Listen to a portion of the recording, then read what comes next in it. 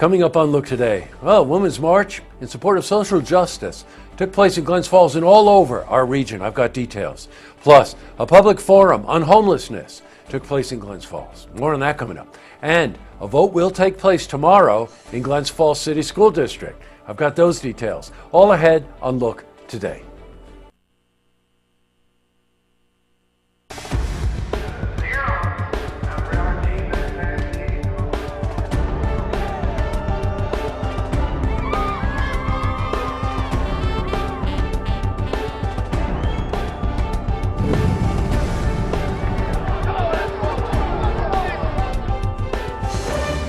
Welcome, everyone. Yes, it's Monday. I'm Jay Hood Jackson. This is Look Today. On tonight's program, I sit down with Paul Jenkins. He's superintendent, Glens Falls City School District, and he's here to talk about a proposal that district taxpayers will vote on tomorrow. I also sit down with Lynn Gelbert. Now, she's chair of the Saratoga Chamber Players, and she's here to talk about an upcoming concert this Sunday. Plus, we've got your weather for the Tri-North counties, but first, these headline stories. Well, there's really only one lead story. A women's march took place in Glens Falls and all throughout our region this past weekend, and attendance was remarkable. Nearly 2,000 citizens in our Tri-North counties marched in Glens Falls to promote social justice. Now, this year's turnout of nearly 2,000 people was an increase of approximately 500 people from last year. Now, we spoke to Catherine Atherton. She's councilwoman, town of Queensbury, Ward 2, and she's also one of the organizers of the event. Well, I think it's absolutely fantastic, and it gives me hope.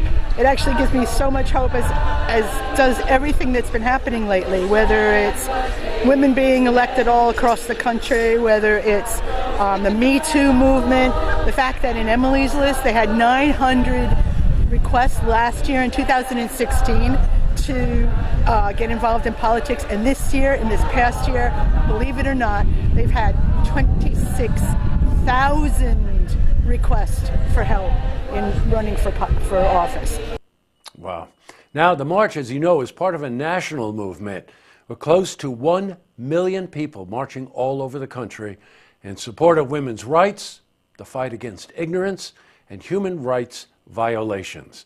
Now, we also spoke to Catherine about the attendance. This is happening all across the United States right now. There's like 250 around the world of these marches, huge marches. This, I'm not sure about this one. It was 1,500 last year, and I think this beats it. Wonder if it was bigger than last year's inauguration. Just checking.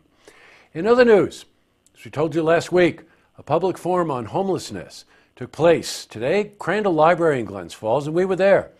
Community leaders representing human rights organizations and shelters met with members of the public to discuss how to combat the issue of homelessness. Now, some of the issues included how to increase access to transportation, shelters, and food. Well, we were at the meeting, and we spoke to John Farrow. He's chair, Saratoga North County Continuum of Care. Well, today is just a piece in our attempt to develop a strategic plan to address homelessness within our area. We got together probably 6 or 8 months ago, this group of different providers within the community who volunteered their time to work on developing an action plan, basically, on how to work on ending homelessness.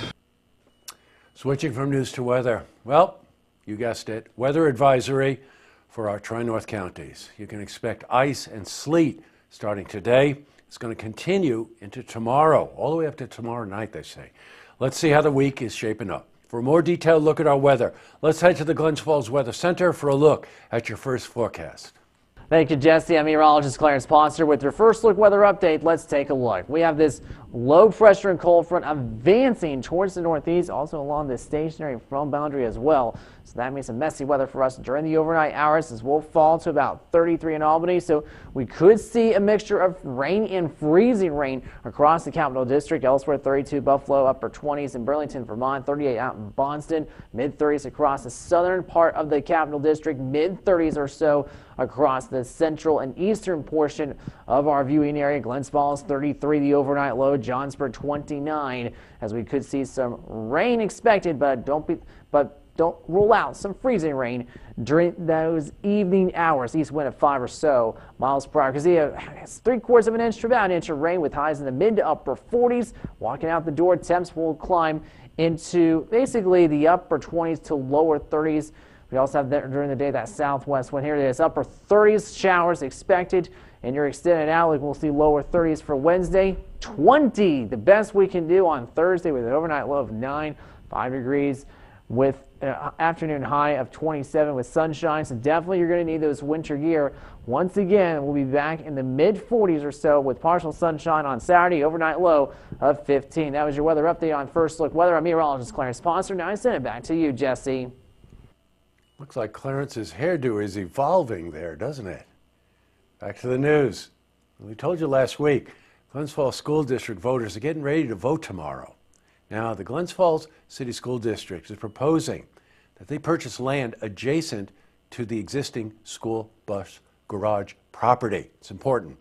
Now, the vote will take place tomorrow, up until 9 p.m. tomorrow night at the Sanford Street School. That's right off of Glen.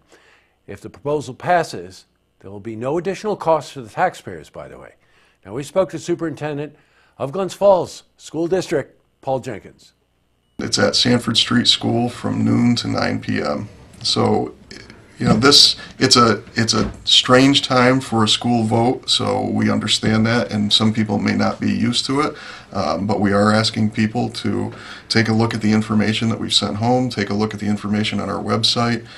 We have a really nice video that outlines the day-to-day activities of our fleet and what's going on in the bus garage. So, we're asking people for their support in moving forward with this.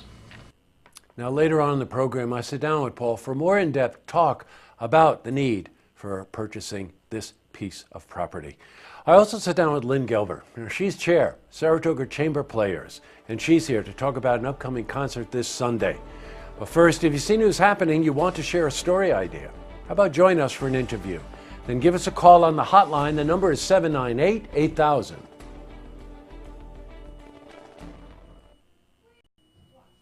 Well, that's all the time we have for this edition of Look Today. We've got a lot of lookouts. It's Monday. We look ahead. I got news for you. It's been a bunch of Mondays that we have not been able to look ahead. So once again, it's just really great to be back on air. And thank you. I'm continuing to get emails about glad to have you back. It's important to have you. Community news, all that kind of stuff. All right, first one's a personal one. My wife, Antoinette, and I went out with Lori LaFond and a bunch of birders, interesting crowd, on Saturday. And believe it or not, we had a sighting, a wonderful sighting, in a big open field in Washington County of a snowy owl. They're very rare. Unfortunately, they're very rare. And here was this absolutely magnificent creature sitting on a post. So we had binoculars and we were all screaming and yelling and stuff. It was a lot of fun. We shot tracks on Friday night, none other than Wild Adriatic, in kind of an unplugged environment at Cafe Lena in Saratoga. We cannot wait to premiere this show. Lawrence Studley, the author that was in last week for an interview, his book, New York Station, comes out tomorrow, and tomorrow night at Northshire Books, I think it's 7 o'clock, he will be there, I suppose, for reading and that kind of thing. The subject matter of the book is hauntingly relevant, and I started the book over the weekend, and it is a good read. Marty Vonix is coming in this week with a new member of the Prosperity Partnership. Very informative interview, I bet. This one will be fun. Some students from the Ballston Spa School District are coming in, some of the actors in the upcoming play Shrek. Those interviews are always a blast. And divorce mediation is coming in. I suppose we're going to be talking about issues about divorce. So don't forget, take double the amount of vitamin D so you're in a good mood. All right, I think that's it. Tonight on Look TV, Beyond the Headlines and Tracks, not the new one. Don't forget, tune in tomorrow night for the stories that matter to you. Good night, everyone.